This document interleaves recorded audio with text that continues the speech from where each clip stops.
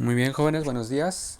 Aquí estamos para nuestra segunda clase de ecuaciones de Lagrange y vamos a avanzar entonces en este tema que tiene muchos conceptos que hay que irse aprendiendo y familiarizándose, pero a la vez, como les había dicho, es un método muy poderoso para resolver sistemas mecánicos, entonces vale la pena estar repasando estas cosas.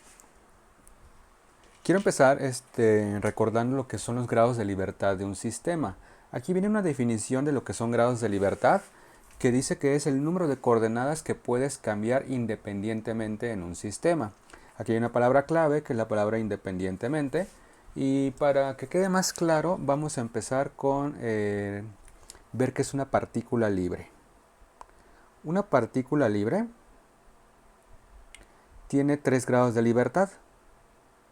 En general, la mayor cantidad de grados de libertad traslacionales que puede tener una partícula son 3. Entonces una partícula libre tiene 3 grados de libertad. ¿Qué significa eso? Que la partícula pues está en el aire y tú puedes mover la partícula si quieres en el eje X, la puedes mover en el eje Y o la puedes mover en el eje Z. Entonces la partícula no tiene nada que le impida moverse solo en X sin alterar X o Y, o solo en Y o solo en Z. Ahí la palabra clave es solo, que solo se pueda mover en X sin alterar Y o Z. En general, el máximo número de grados de libertad que puede tener una partícula son 3. Si tú tuvieras 2 partículas libres también, partículas libres, entonces entre las dos tienen 6 grados de libertad. Si tienes 3 partículas, pues tendrías 9 grados de libertad. Cada partícula se puede mover de 3 formas distintas. Entonces, en general, para n partículas multiplicas por 3, es decir, 3n, y tienes 3n grados de libertad. Pero las partículas libres no son muy interesantes. El detalle es cuando empiezan a aparecer fuerzas sobre las partículas y algunas de esas fuerzas restringen el movimiento. Hay ciertas fuerzas llamadas fuerzas de restricción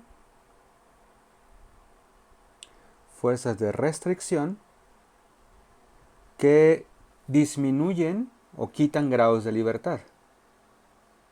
Quitan grados de libertad. Es decir, impiden el movimiento en algún eje o bien hace que los ejes o las coordenadas no sean independientes. Por ejemplo, si tenemos una partícula en un plano en el suelo, una pequeña masa, esta masa ya no tiene 3 grados de libertad. ¿Por qué? Porque la vamos a hacer que solo se mueva en el plano XY, horizontal.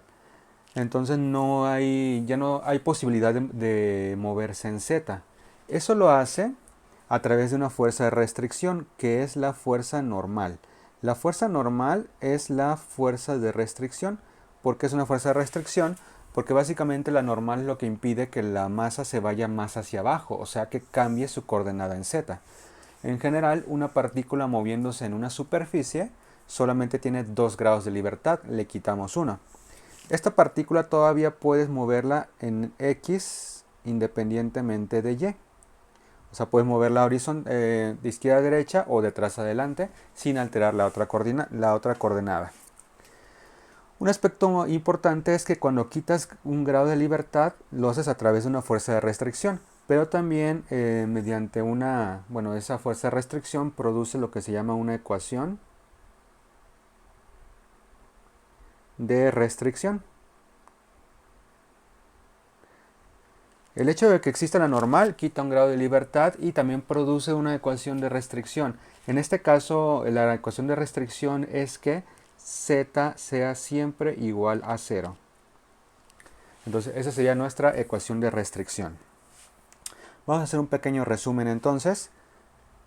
Los grados de libertad empiezan en 3. Pero si tienes ecuaciones de restricción, entonces cada ecuación de restricción o cada fuerza restrictiva te tiene que quitar un grado de libertad. Entonces, en general, los grados de libertad más las ecuaciones de restricción o bien las fuerzas, bueno, vamos a dejarlo como ecuaciones de restricción.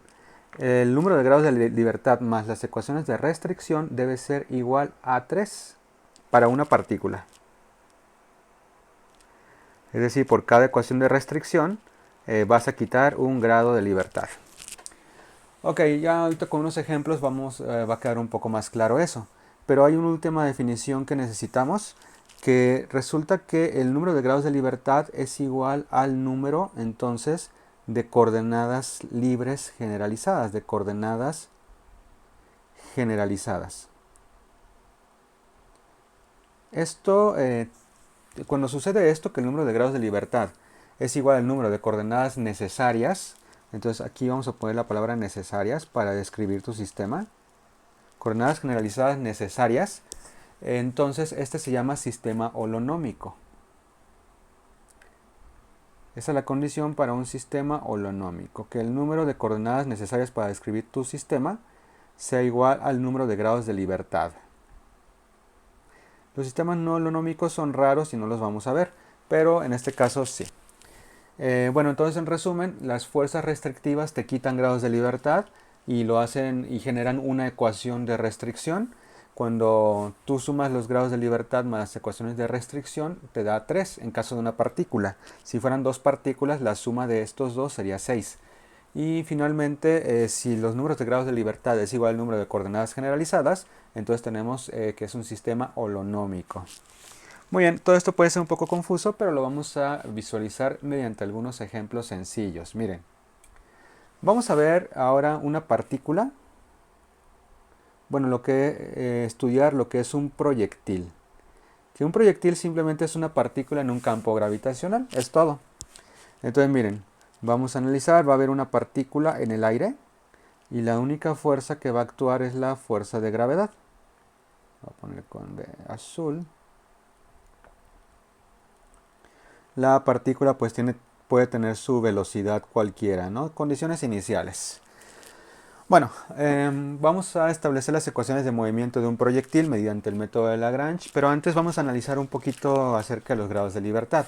Esta partícula tiene una restricción, tiene solamente 2 grados de libertad.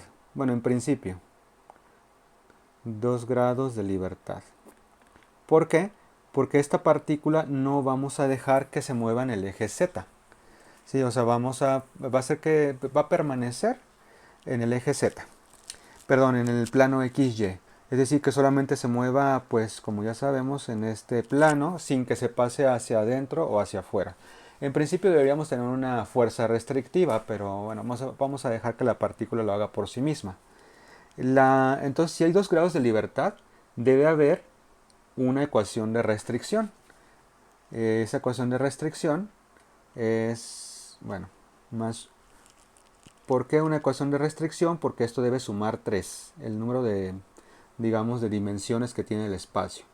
Una ecuación de restricción.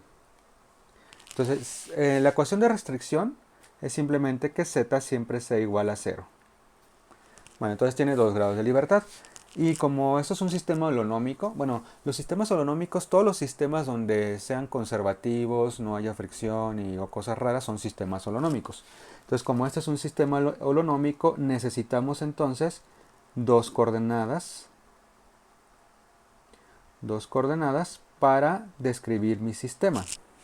Las dos coordenadas que vamos a usar son simplemente pues x y y.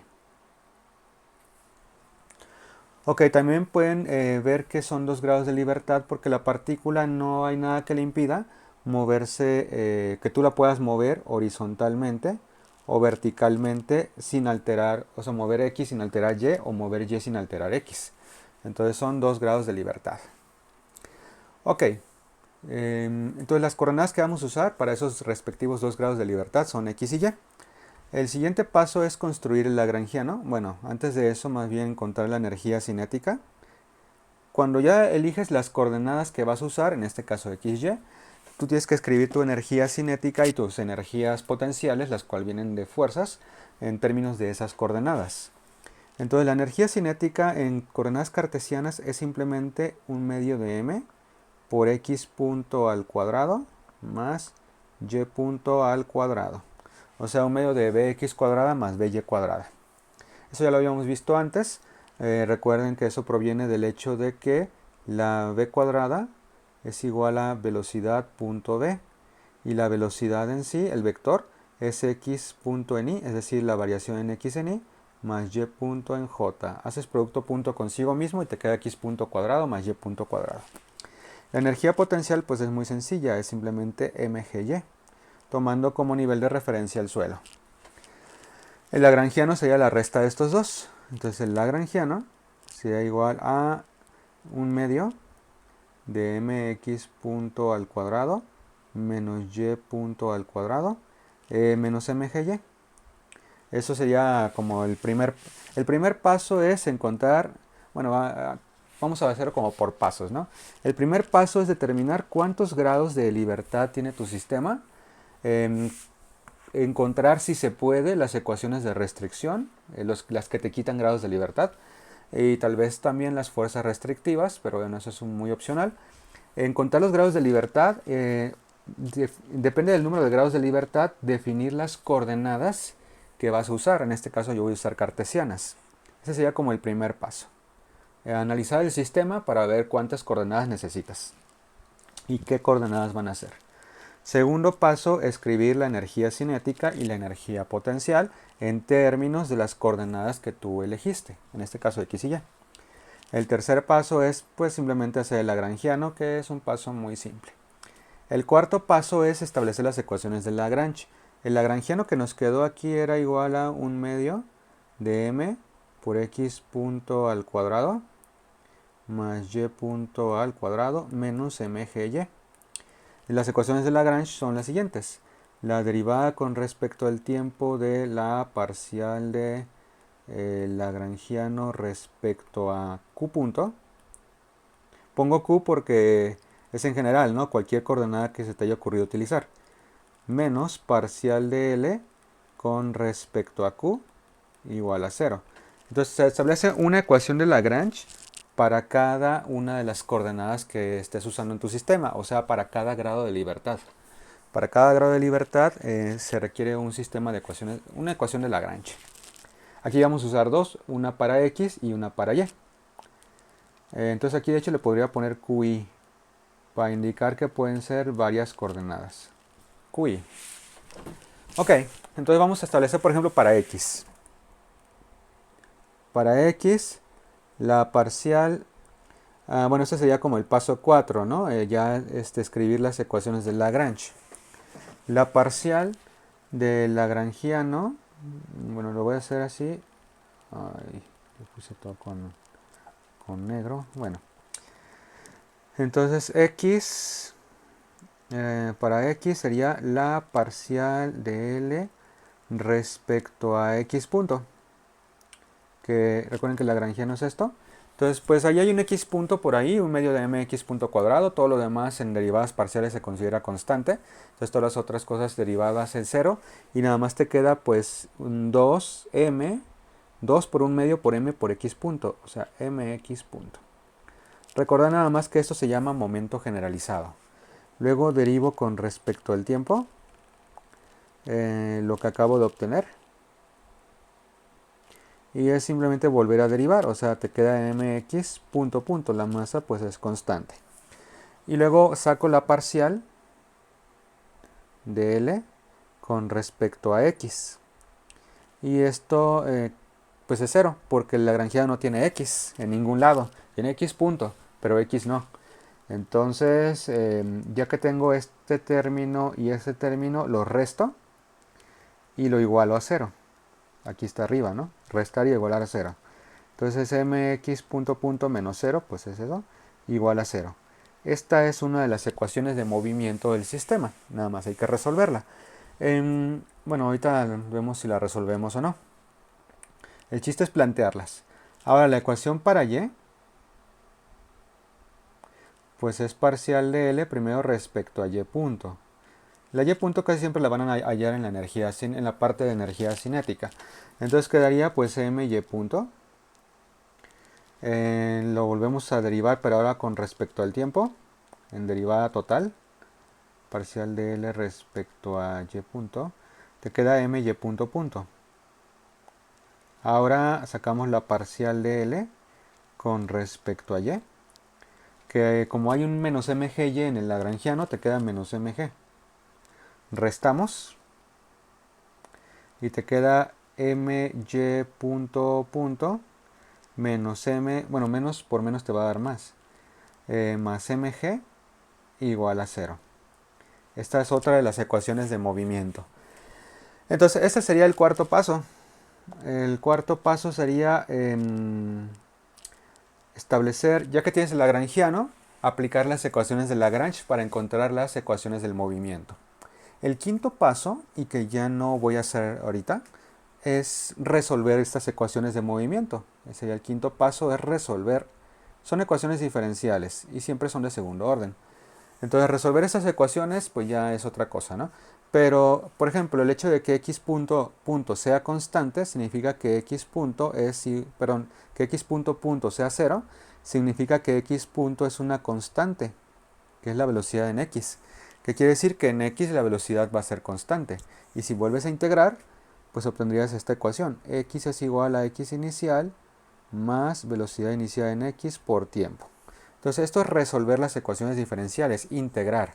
Pero nosotros ahorita nos vamos a conformar con llegar a las ecuaciones diferenciales sin resolverlas. Ya resolverlas, pues es otra cosa. Vamos a nuestro siguiente ejemplo. El siguiente ejemplo va a ser el oscilador armónico. Lo vamos a resolver mediante las ecuaciones de Lagrange. Oscilador armónico. Entonces vamos a poner un oscilador armónico horizontal. Horizontal. Entonces tenemos una masa atada a un resorte. No le vamos a poner fuerzas de fricción. Ahí se requiere agregar otro término lagrangiano en ese tipo de fuerzas. Ni le vamos a poner fuerzas, como se dice, externas que se tienen que agregar. Todas esas fuerzas extras se agregan como términos a lagrangiano a la parte de energía potencial, aunque eso lo veremos más adelante. Entonces en un oscilador armónico la masa, ¿cuántos grados de libertad tiene? Solo uno. Grados de libertad, le voy a poner GL. GL igual a 1. ¿Qué significa? Que como es una partícula y al principio tenía 3 grados de libertad, le quitamos 2. Que quiere decir que ecuaciones de restricción son 2. ¿Cuáles son esas ecuaciones de restricción? Que nos quitaron 2 grados de libertad y nos dejaron en uno solo. La primera es que el movimiento, bueno, como el movimiento solamente va a ser en X, simplemente va a ser la primera que Y siempre sea 0 y que Z siempre sea igual a 0. Entonces esas serían las dos restricciones, las ecuaciones. Entonces este es el eje Y y este es el eje Z. Para este oscilador siempre Y tiene que ser 0 y Z tiene que ser siempre 0. Estas ecuaciones de restricción las consigues mediante fuerzas restrictivas. Por ejemplo, para que Z se mantenga, no más bien, para que Y se mantenga como 0, se necesita de una fuerza normal.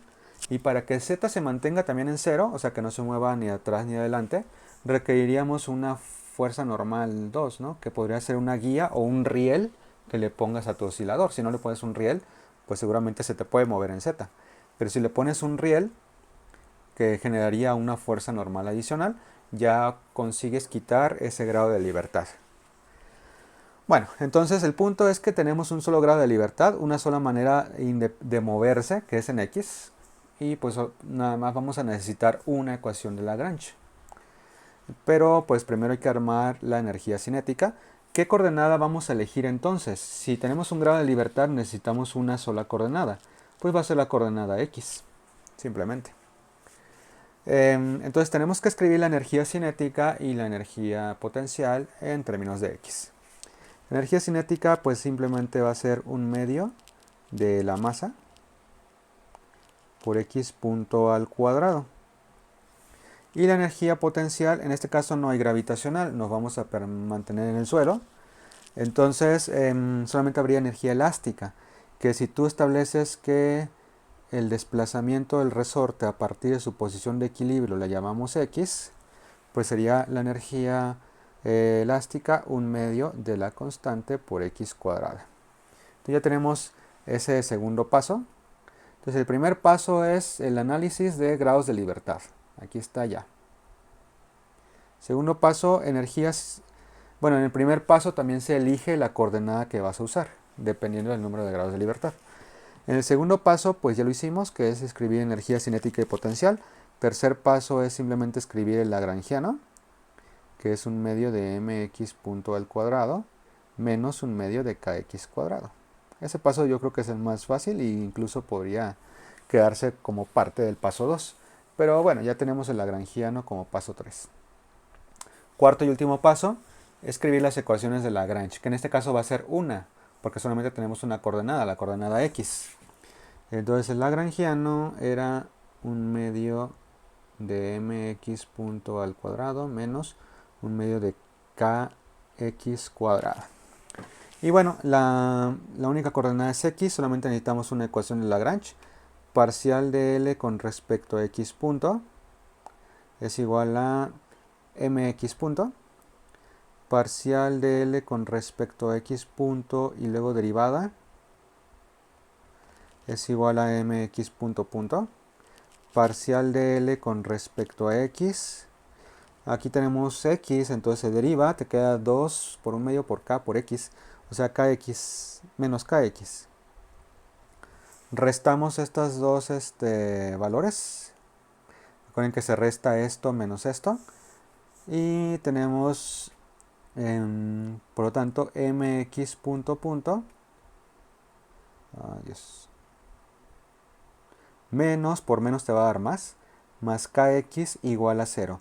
Y ya deben reconocer esta ecuación, la vimos hasta el cansancio, es la ecuación de oscilador armónico. Entonces este es el paso 4, establecer las ecuaciones de Lagrange y encontrar las ecuaciones de movimiento.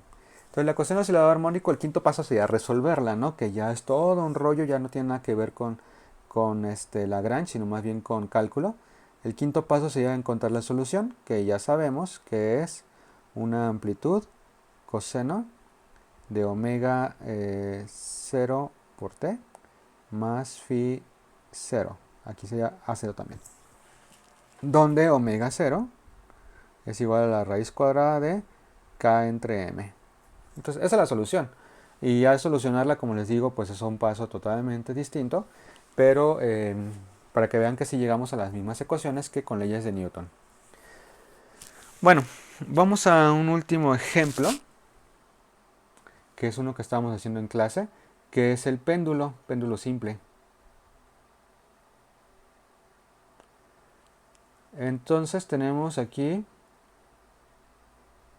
un péndulo que está atado a una cuerda no elástica.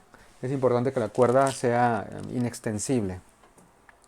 El péndulo va a seguir una trayectoria circular. Y bueno, ¿cuántos grados de libertad tiene el péndulo simple? Uno podría pensar que 2, porque tiene dos coordenadas siempre, la x y y. La tercera coordenada z es fija, que es 0. Pero realmente nada más tiene un grado de libertad, porque los grados de libertad tienen que ver no solo con cuántas coordenadas tenga el péndulo, sino si puedes cambiar una coordenada sin alterar la otra. Yo, por ejemplo, si la bolita la muevo en X, o sea, la muevo hacia la derecha, no puedo evitar que también baje en Y para que llegue a esta posición. Es decir, yo si intento mover la bolita a la derecha, como el péndulo se tiene que permanecer en el círculo, también voy a alterar Y. Entonces es imposible cambiar solo X, también tengo que cambiar Y. ¿Qué quiere decir? Que X y Y dependen una de la otra. Entonces un péndulo simple tiene un solo grado de libertad. De hecho, cuando cualquier partícula está obligada a moverse en una curva definida, se tiene solo un grado de libertad. Cuando se puede mover en una superficie tiene 2 grados de libertades y cuando se puede mover en todo el espacio tiene 3. Pero aquí está obligada esta bolita a seguir la línea roja, que sabemos que es un círculo. Entonces, si tiene un grado de libertad, significa que tiene 2 ecuaciones de restricción, para que sume un total de 3. ¿Cuáles son esas ecuaciones de restricción? Una es que z siempre igual a 0. La otra es la ecuación de la curva. que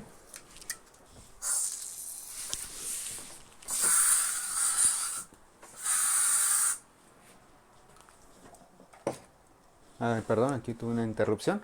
La ecuación de la curva que tiene que seguir esta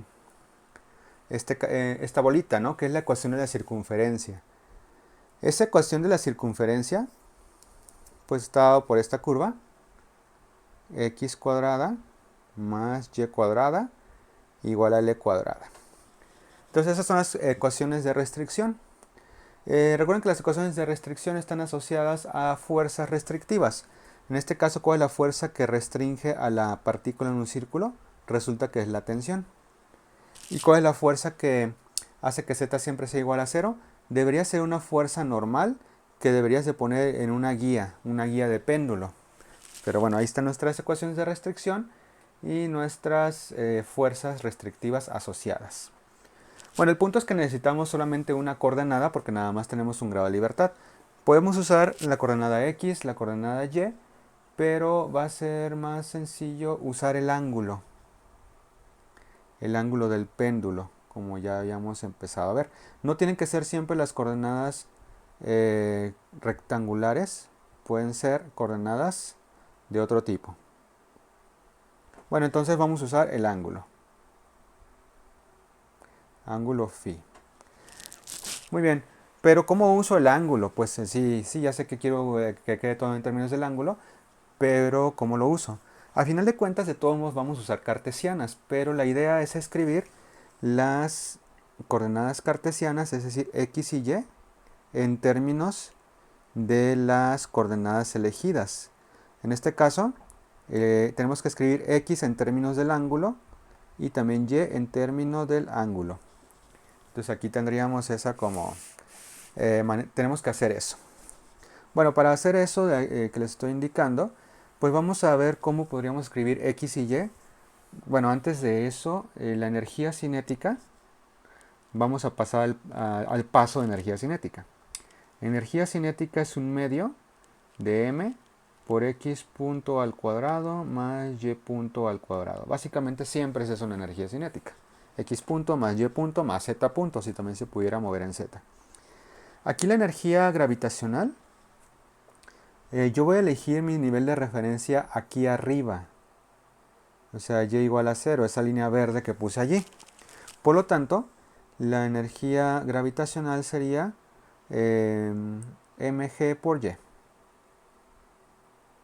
Donde y va a tomar valores negativos realmente, pero ahorita señalamos eso. Entonces ya tenemos nuestra energía cinética y energía potencial, pero todavía no hemos puesto la energía cinética en términos de la coordenada elegida, ni la energía potencial, que es el ángulo phi. Eso lo vamos a hacer en la siguiente página. Entonces aquí tengo mi esferita que está girando. Aquí está mi origen en el punto de suspensión. Y pues yo hago esto. ¿Cuáles son las coordenadas x y y de mi partícula? Recuerden que esto vale L y esto vale phi. Bueno, pues x va a ser igual al cateto opuesto, que sería L seno de phi. Mientras que y sería menos, ojo, ahí es donde estoy poniendo el negativo, menos L coseno de phi. El lagrangiano era igual a 1/2 de mx punto al cuadrado más y punto al cuadrado. Entonces, cuando no usas coordenadas cartesianas, de todos modos las usas, pero luego las escribes en términos de las coordenadas que tú elegiste. Ahora, es necesario derivar. Entonces, x punto va a ser igual a... L es constante, afortunadamente, entonces no se tiene que derivar. Entonces sería... La derivada de seno es coseno. L coseno de phi, pero también se tiene que derivar phi. Phi es lo que varía en realidad. Entonces el ángulo. Entonces se pone simplemente phi punto. Y punto sería igual a la derivada de coseno es menos seno, entonces quedaría en positivo. L seno de phi por phi punto. Ahora, la energía cinética, aquí también voy a escribir una vez la energía gravitacional, mgy. La energía cinética requiere que x y y punto estén al cuadrado. Así es que voy a sacar esto de aquí. X punto al cuadrado se igual a L cuadrada coseno cuadrada de phi por phi punto al cuadrado. Y punto al cuadrado es igual a L cuadrada seno cuadrada de phi, esos cuadrados no me salen, seno cuadrada de phi por phi punto al cuadrado. Yo recomiendo que esto lo hagan en su cuaderno, o sea, lo repitan los cálculos ya que tengan tiempo, para ustedes también vaya adquiriendo sentido. Luego hay que sumarlos, miren, la energía cinética requiere que sumemos estos dos valores, x punto cuadrado más y punto cuadrado. Pero si se fijan, x punto cuadrado tiene coseno cuadrado y y punto cuadrado tiene seno cuadrado. Entonces, y los demás términos son comunes. Así es que seno cuadrado más coseno cuadrado es 1. Y finalmente vas a obtener que x punto al cuadrado más y punto al cuadrado es L cuadrada por phi punto al cuadrado. Muy bien. Entonces, el lagrangiano, por cierto que aquí escribí que esto era L, no, esto no es L, esto es K,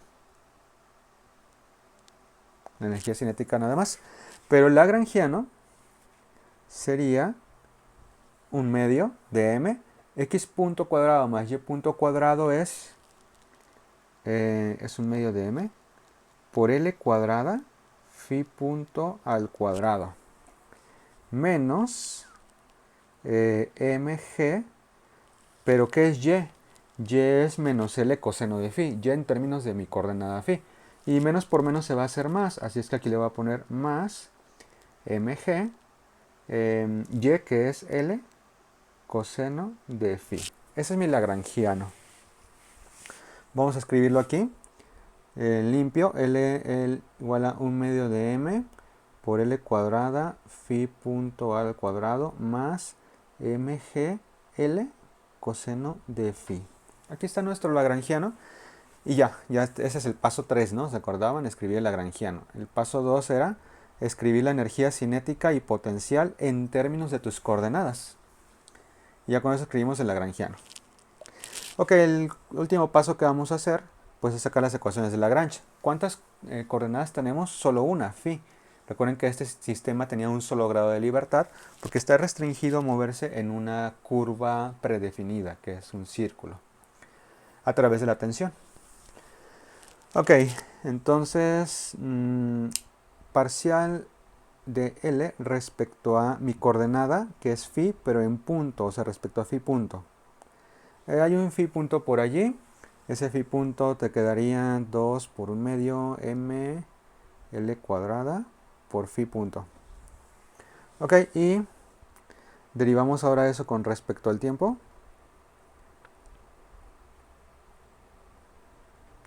Y lo único que hay que derivar, la m y la l no, porque pues la longitud del péndulo es constante. Recuerden que es un péndulo no elástico. Entonces quedaría ml cuadrada y phi punto se deriva otra vez, o sea que te queda phi punto punto. La parcial de lagrangiano respecto a phi, que es la fuerza generalizada, sería igual a, pues phi nada más está en este término, en coseno de phi. La energía cinética no tiene phi, así es que la derivada parcial de eso es 0. Sería mgl. mgl por la derivada de coseno es menos seno. Entonces te va a quedar menos mgl seno de phi. Ok, aquí no es por phi punto, no estoy derivando con respecto al tiempo, sino quedaría también por phi punto. Si no estoy derivando solamente con respecto a phi y ya. O sea, se queda la derivada de coseno de phi es seno de phi. Bueno, menos seno. Ahora resto estos dos valores para formar mis ecuaciones de Lagrange. Quedaría ml cuadrada por phi punto... Ay, este es un... Se ve muy feo, este simbolito. Es un cuadrado. Ah, no era un cuadrado, de un punto, punto. Perdón, es que escribir en tableta es difícil. Entonces aquí sería phi punto punto. Ok, ml cuadrada phi punto punto. Menos por menos te va a dar más mgl seno de phi. Y esto es igual a 0. Esta es la ecuación de movimiento para el péndulo, que después hay que resolver. No lo voy a resolver, pero simplemente voy a hacer algo. Fíjense que yo puedo dividir todo entre m, porque del otro lado tengo 0, y 0 entre m pues es 0. Y también dividir entre L, se iría esta L con este cuadrado. Entonces aquí quedaría lo siguiente. L phi punto punto más G seno de phi igual a 0. Además puedo hacer otra división entre L para que phi punto punto esté como pues sola y la L quedaría abajo de la G. G entre L por seno de phi. Y además, si no muevo mucho el péndulo, si los ángulos son pequeños, puedo hacer que seno de phi sea aproximadamente lo mismo que phi. Entonces se generaría esta ecuación. Y punto punto más G entre L y por phi directamente igual a 0. Y esta es una ecuación de oscilador armónico. Hice como series de Taylor, digamos, de seno para convertirlo solamente a phi. Y como es una ecuación de oscilador armónico, la frecuencia angular de ese oscilador sea igual a la raíz cuadrada de g sobre L. Y el periodo de un péndulo, que es 2pi sobre la frecuencia angular, pues sería 2pi raíz cuadrada de L entre g. Entonces, digamos, no quería resolverla, pero pues ya habíamos visto un poco esta teoría, así que podemos llegar a esos resultados. Entonces espero que con estos ejemplos ya estén empezando a familiarizarse con ecuaciones de Lagrange. Quizá el paso número 1, el de determinar cuántos grados de libertad tiene el sistema, al principio es confuso, pero ya después te vas viendo, este tiene 2, este tiene 3, este tiene solo 1. O sea, te vas acostumbrando y ya te vas dando cuenta. Ya después de eso, elegir las coordenadas también requiere su tiempo, saber cuál es la mejor coordenada, pero también es parte de acostumbrarse. Y ya lo demás es sencillo, es mucha álgebra a veces, pero es un método muy efectivo. Pues bueno muchachos, eso es todo por este tema, este video, y nos vemos en clase. Hasta luego.